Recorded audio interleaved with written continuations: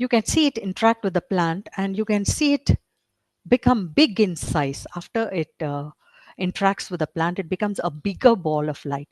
So you can see that it draws energy from the plant.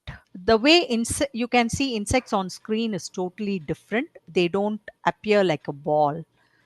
You can identify them easily as insects. So let me go to the next. This is the one with the orb and an unknown creature.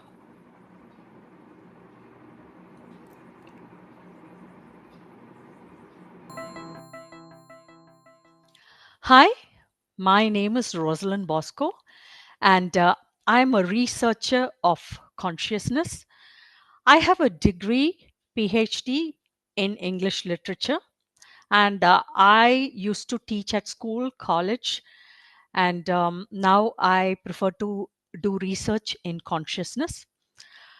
So, my early life or and my schooling until I was 17 was absolutely normal, and there was nothing that was challenging or difficult about my life.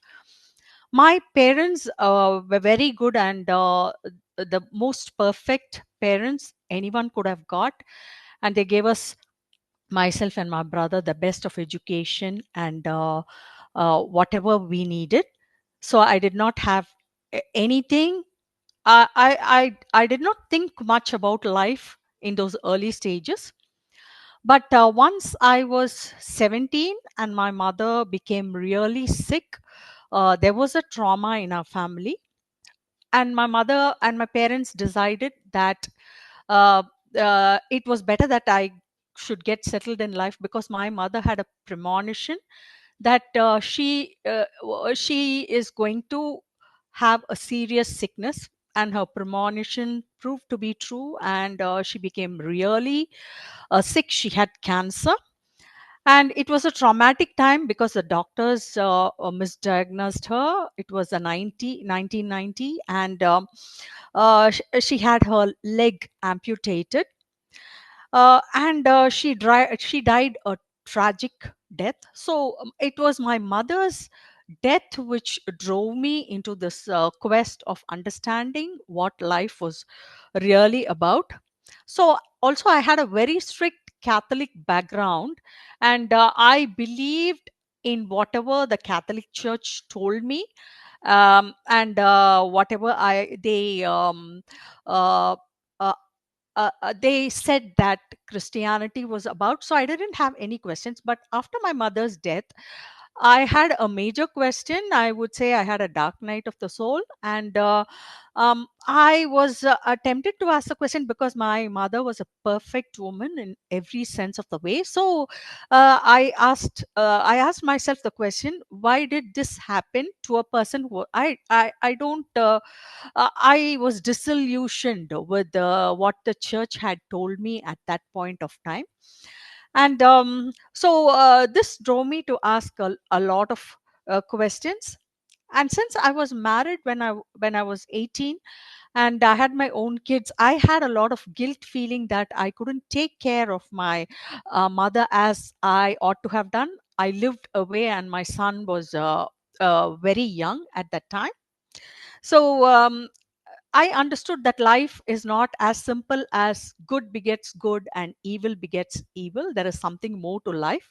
And my quest, I would say, began at this point. So even though I am not a near death experiencer, I was very close to my mother, and her death, I would say, her death was what led me to this near death quest of consciousness. So, but the Catholic religion has been telling me that it is, you have to pray for the departed souls. Somehow I didn't feel comfortable with that, and I started, from that point of time, I started praying to my mother.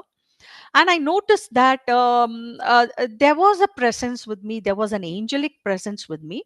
Why I call this an angelic presence is because my it Whenever I had a fear of some sort, or when I was lonely or frustrated, I would feel a presence, a very low sound or something like that, which used to be very reassuring. Actually, it was very comforting. And after I started praying to my mother, I had a lot of synchronicities. I experienced a lot of synchronicities, coincidences, the Mandela effect. So if I had play I would place my keys in one place and I would find them in another place. Sometimes a door which I had locked would be unlocked, or things like these, which became a daily part of life. And I would say that this actually this made me, I mean, it gave me a nudge. Otherwise I wouldn't I'd never have become alert to only all these unreal synchronicities made me wake up, or otherwise I would have continued my life normally as everybody does. And my father's passing also added a lot of sorrow. And his question towards the end, he suffered from Parkinson's, and his question towards the end was also the same. Since he was a very honest and God-fearing gentleman and did all the duties as the church asked him to required him to do, he suffered towards the end because of the loss of my mother. And so he also kept asking, why is this happening to us? So in 2018, again there was a major health crisis in my own family. uh, and my husband had to be admitted in the hospital. It was a very dire situation. So at that time, I was prompted by my own intuition to connect with the universe, and what I would say, the universal consciousness. Till then, I didn't have any idea about universe, or the universe or consciousness. I think it must have been something in my I mean, in my previous lives, or something that I had experienced, so that came into uh, came to my knowledge at that point of time. And I would say, when after that incident, when we went to the hospital, I got a lot of uh, help from the angelic realm, and maybe my ancestors, uh, uh, and all that the near death experiencers have to say. They say that they see that their forefathers, their ancestors, even the people who they haven't met in their current lives, are there to welcome them after they die. So in an indirect way, I was able to get a lot of help from these angelic beings. And this it was at this point of time that I became quite obsessed with near death experiences and near death experience research. I would watch two or three experiences, especially those with Anita Moorjani and neurosurgeon, and so many important near death experiences, who all came out with the same experience. And at that these near death experiences gave a lot of gave me some clarity in what life was about. It made me understand that it is not only about it was not life was not as simple as that. But then uh, we travel as in groups, as soul groups, and everything that happens to us is a part of the pre-birth plan. This made this gave me such it was such an eye opener, because all the time I had been told that if you lead a good life, you will everything good will happen to you. But that didn't turn out right. So I was thinking that God must be quite I did not understand God. But then this gave me a lot of clarity when all the near death experiences vouched for the fact that we select all our experiences, and we come with a package and we come with a purpose. So it and everybody without a doubt said that God was pure unconditional love. Even those who had a kind of a very few minority who had a kind of a fearful experience, were able to connect with the light as soon as they thought of God. And this gave me a lot of hope and faith, and it again connected me to Christ and Christ consciousness. So these are the things I learned from my study of near death experiences, that God is unconditional love, the source is not punishing, and our journey continues even after we die. This physical body is just a tool for us to help us navigate this life. And reincarnation is real was the most important aspect that helped me understand that, because my faith had been telling me that there's only one single life. And so many of our much of the human being, almost 95% of the human population are not able to understand why things happen to them, because they have been taught that it is only one single life. So some are born with all the privileges, and some are born with in very humiliating conditions. So this also gave me a lot of clarity about uh, uh, reincarnation, that reincarnation is real, and it is not only this single lifetime that we have on this earth. And so these NDE experiences and the consciousness research that I had a chance of understanding through NDE experiences made me reconcile with God, and restored my faith in source energy. And at this point of time, I was guided, I would say, to automated writing. And now my first book was God Has Our Backs. So at this point of time, I only had come to the conclusion that my life was not just a actions random list of actions, but then there was something more. And there was a network or a plan, and that was network of the source energy, and everything was planned. And I began to understand this at a certain point of time. Actually, I should say I was able to do this because things like these happened to me very early in life. So I might not have understood this if I had had these experiences later in life. So that was also a plan. And the second book that I wrote during this time was the Brimstone Fallacy. So I was through my association and eagerness for knowing more about near death experiences.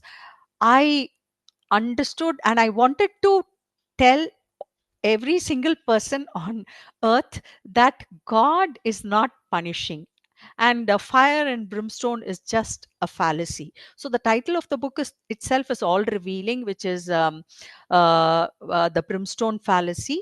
And in that I have also talked about different religions. And I mean, for example, we have Advaita. And Advaita uh, speaks about a single consciousness, and it says that everything, non-duality, everything comes out of that, I mean, arises out of that one single consciousness. I was surprised.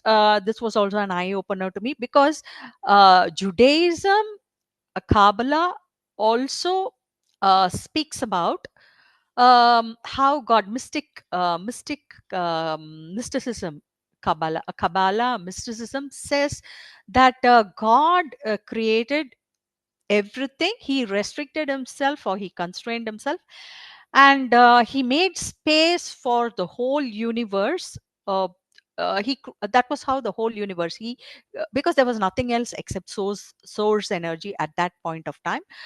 So the God energy restricted itself to create everything on earth. So it is not only that human beings are the height of creation, or that we are the most important part of creation, but that everything else is also a part of source energy. So this was a very great insight to me at that point of time. And it was also a great relief for me to know that even though Christianity had a different set of beliefs, Christianity never speaks about reincarnation. Judaism says that our soul comes back to undergo the process of evolution, which it undertakes at the beginning. So I understood that Judaism accepts reincarnation of the soul. And then my next book was Co-Create with Your Universe, which is about uh, the book deals with a lot of principles which are connected with as simple as doing a random act of kindness. So the book has about 15 or 16 principles, and it was at this time I had started praying to the universe when during the critical time of ill health in the family. And so I had started connecting to the universe, and I was able to understand that there are certain principles that the universe wants us to have something even as simple as authenticity, or kindness, or patience. So I brought down all those principles of how to manifest our reality, because through our choices, I believe that we manifest every single act, a single incident that happens in our life. And my final book was Highlights of a Course in Miracles. And this is the book. And this book is very important to me. And this is the final book that I wrote. And this is my first book, God Has Our Backs. These are available on Amazon all over the world. So Highlights of a Course in Miracles was after my consciousness, I would say, led me to a better understanding that that we should practice patience and tolerance. And we project our own thoughts and insecurities and fears on other people, and that every single person, every single creation of God um, is flawless and blameless. And that everything that happens in this universe happens for a reason. So I was able to get this kind of understanding about not being judgmental about my brother, any brother or sister.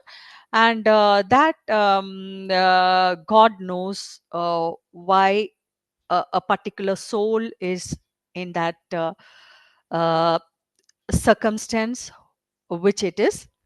So after this, again, I was actually, I would say that all these uh, books that I wrote were kind of prompted by, because I did not have that kind of the knowledge, or but then it became such a yearning and a determination to write these books. And then again, I was guided by my guided to study the sky. After a point of time, I started stargazing, and in the beginning I was seeing only star links in the sky. But even that excited me, because I thought they were UAPs or UFOs. But then after some time, I used an app and I found out that some were starlinks, but then again, it was so awe-inspiring to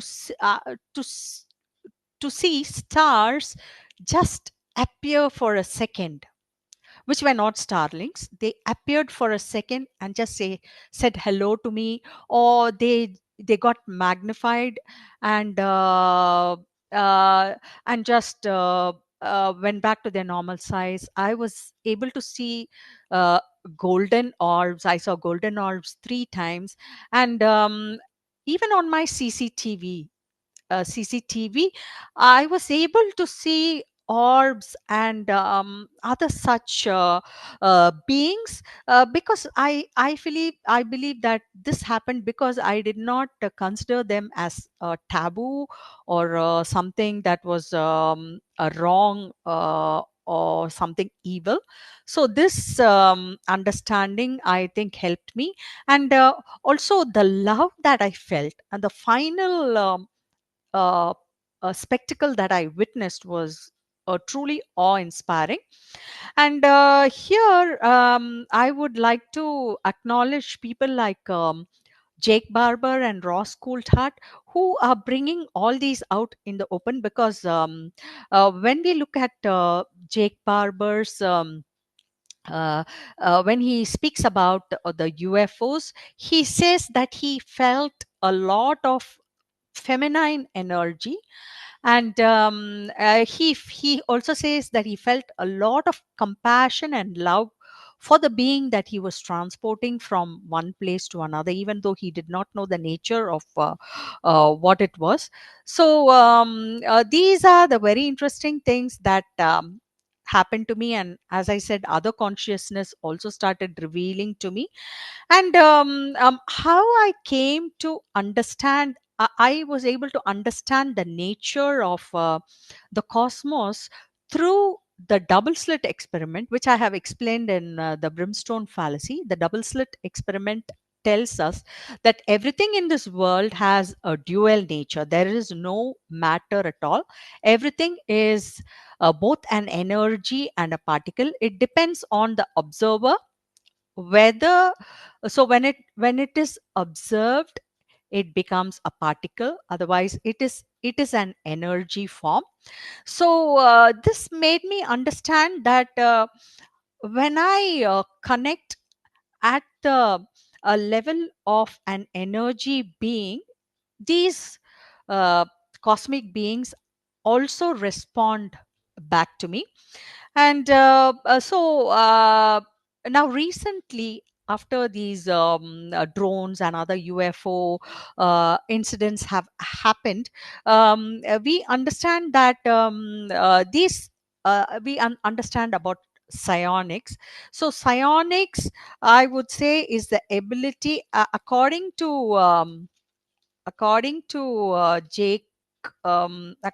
Jake, he says that um, Jake Baba, he says that psionic assets are people with a predisposition for extratemporal abilities and sensitivities. So there are people, what we might call psychics. When we look at near-death experiences, we see that many people come back with these psychic abilities, and they are able to connect more with the other world and the other spiritual realms. And we also know that many of them are unable, sometimes they find it very difficult to come and cope with the regular happenings of the world. So Scion, in the sense that these beings can be uh, can be invited to appear to us when we connect with them through love and compassion. So this is such a beautiful thing to understand, that we are not only, the earth is not only the creation of God, but then the galaxies and the innumerable other beings that we have not yet met are also loved and supported by the source energy. So, in this context, I began studying the 5 observables of these UAPs and UFOs, which are anti-gravity, because even though they don't have engines or any kind of propulsion, they are able to move from one place to another in no time at all. And then there is instantaneous acceleration from one place to another. They can accelerate from 0 to 1,000 miles in the blink of an eye. And the third one is hypersonic velocities without signatures. For example, when a flight takes off and moves against the wind, we can hear a boom or a roar. When the speed of the sound is more than when it breaks the sound barrier. So these don't produce these UAPs or UFOs, they don't produce any kind of sound or a roar or anything of that kind. Then there is low observability. It is very difficult to uh, uh, capture them unless they want to show themselves to us. I've noticed many times that these UFOs or UAPs used to appear when I was on a call and when I was not in a position to film them. But then later, I was able to capture. Capture them on video, but then most of the time they appear and disappear in the blink of an eye. And then transmedium travel is the most mind bending observable. They can not only fly but can move through air, water, and even space without slowing down. Now, why I am telling all this is because I witnessed a spectacle which uh, completely was the greatest and awe-inspiring, I would say. Apart from the videos that I was able to capture. At one point of time, I noticed a golden orb flying across on the lawn. To the other side of my house, it was the size of a football, a little bit bigger than a football, and it was orange. Uh, it was orange in light, and it went for a few seconds and just vanished in into thin air. And I really could not believe my eyes, and I was thinking about this, whether I had really seen something like this, the spectacle. And and after 5 minutes, while I was thinking about this, it came to the other side of my shed terrace, and it converted into a streak of a kind of a streak, something like a meteor from my terrace level, and shot out straight into Jupiter, the planet Jupiter. So this convinced me that I was not simply hallucinating, or everything that happened was the truth. This final spectacle was what put an end to all my doubts. And to some skeptics who said that I might be seeing this or that, I also made a number of uh, videos so that I could uh, show that these things were real. And one more thing that I noticed, apart from the 5 observables, is that there was no time when this last spectacle happened. There was, I forgot, I was not in the dimension of time. Something happened, uh, and I was out of the concept of time, is my observation. It happened so quickly.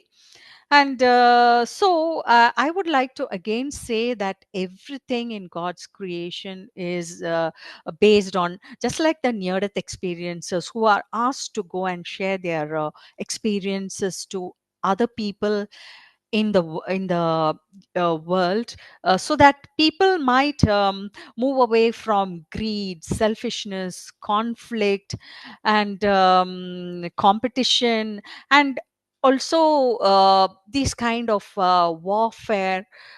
So I also understood that these beings want to tell us that we can accomplish everything only through love, and this is the only way to save our planet, our Earth Gaia. And there are many scientists and people who believe that these are our future selves who have come to warn us that we are in a very risky position as far as the Earth is concerned, the planet Earth is concerned. So I'm not sure that about the veracity of this statement at this point of time. But then I believe that everything that in God's creation is love, and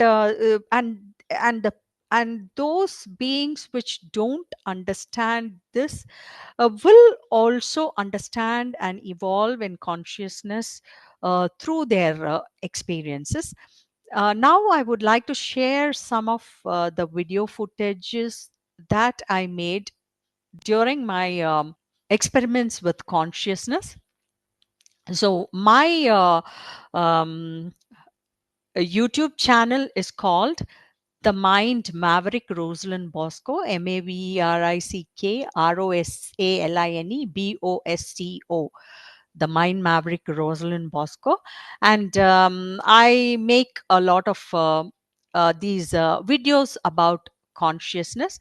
Now, I can play some of these for you. So, actually, this is a picture of an orb, and I don't know what the other being is, but let me play it for you.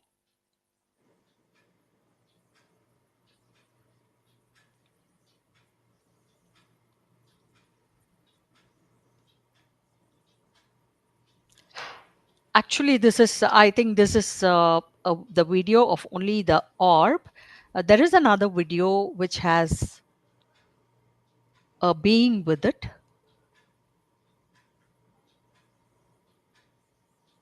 So these are caught on my camera, on my CCTV, because when I work, I'm able to see these orbs on my CCTV screen. Actually, these are not insects, because insects don't stay for long at and the way you can see insects on screen is totally different. They don't appear like a ball. You can identify them easily as insects. So let me go to the next. This is the one with the orb and an unknown creature.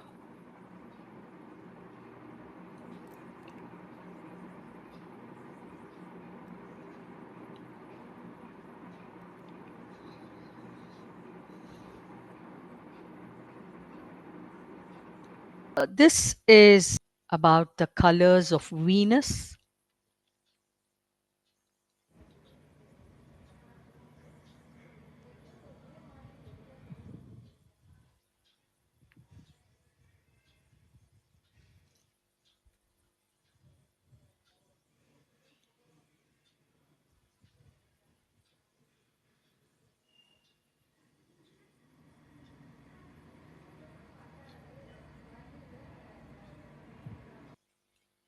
You can see two eyes appear on the right side of the screen in a very synchronized fashion, and then disappear and then come back.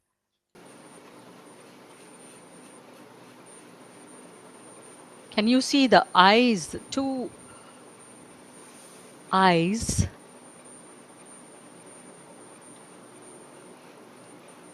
Actually, there is nothing in the background, no light in the background, it's completely dark. There's no chance for light to enter this place.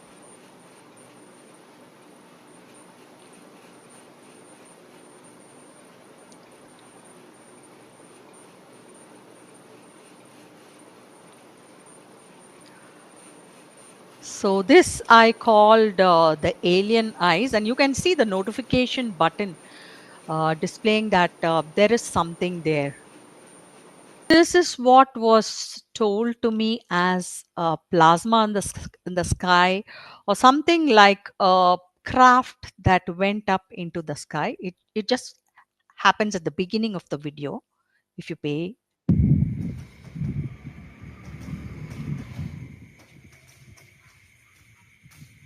Actually, there was no rain or thunder or anything of that kind at that time.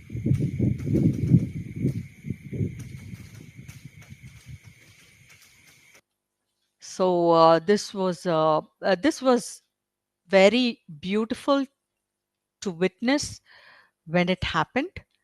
So this is one orb, and there is another one here. There is another one there. So these were, moving in a triangular shape for quite some time. So they maintained that triangular shape for quite some time.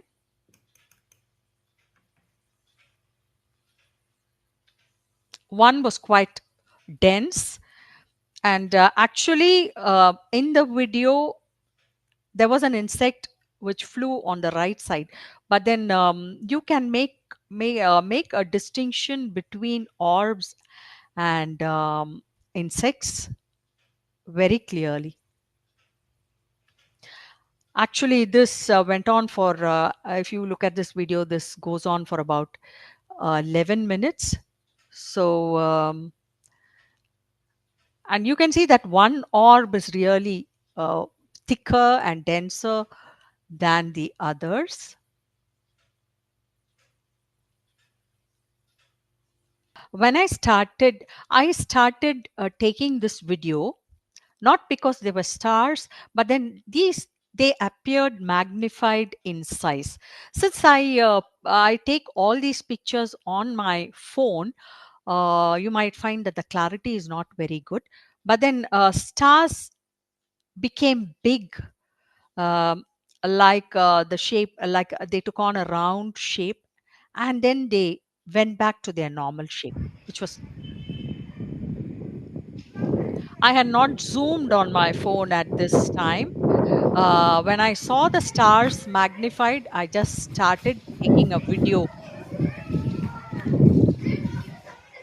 of these, and then you can see them going back to their normal size and then appear as stars at the end of the video.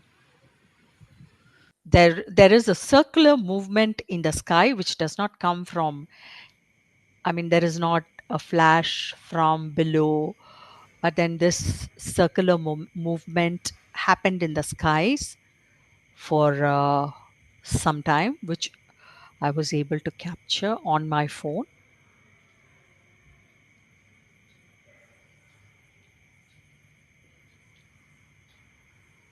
If you look at it closely, you can see that the orb changes color. See, now it is white. You can see it flashing red. It was quite close to the terrace. Now and then you can see it flashing in red. So that was another orb which appeared at close quarters. This is what I call the golden orb. I've seen the golden orb thrice. And this was not when it appeared in the lawn, but this was the second time when it appeared, and it flew across the sky for quite some time. And I was able to capture it. It began like a size of a ball as usual, and then went on to move across the sky.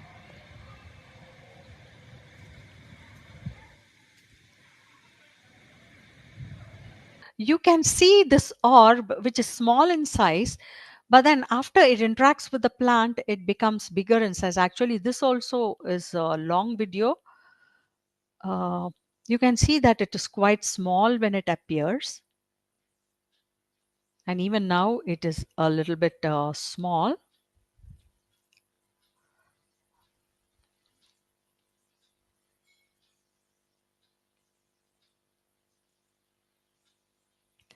Now you can see it coming near the plant,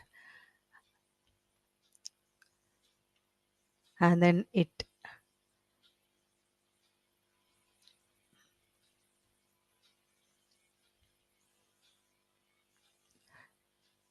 can see it interact with the plant.